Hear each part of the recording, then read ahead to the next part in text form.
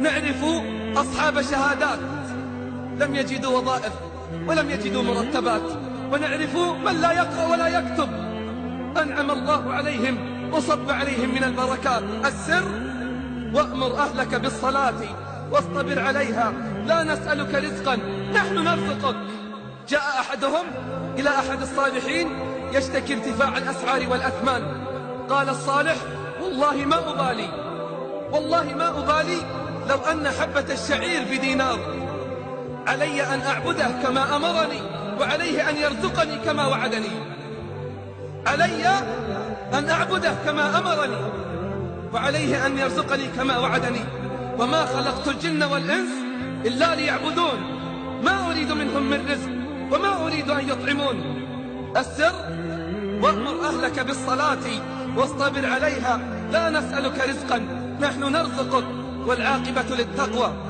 لما تنزل قول الله جل في علاه على النبي صلى الله عليه وسلم: فخلف من بعدهم خلف أضاعوا الصلاة واتبعوا الشهوات فسوف يلقون غيا.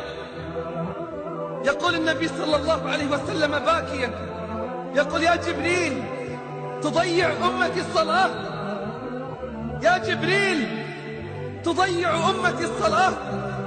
قال: يا محمد يأتي أقوام من أمتك يبيعون دينهم كله بعرض من الدنيا قليل، فضيعت الصلوات وارتكبت المحرمات، كيف يستقيم الحال وكيف يتربى المجتمع على الفضيلة إن لم يحافظ على الصلوات؟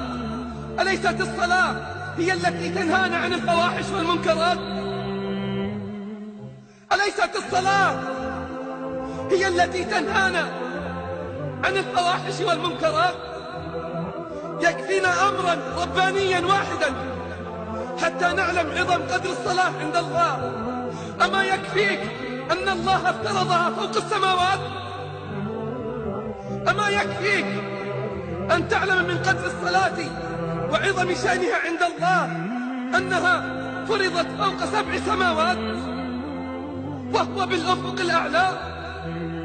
ادنا فتدلى فكان قاب قوسين أو أدنى فأوحى إلى عبده ما أوحى.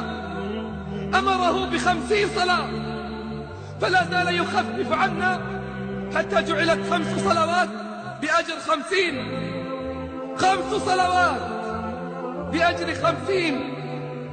الصلاة نور، كيف تستطيع أن تسير في الظلمات؟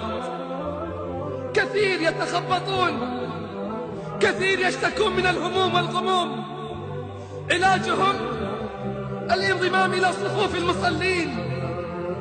مآسي الشباب في كل مكان، وعلاجهم ادخلوا بيوت الرحمن، انضبطوا في صفوف المصلين.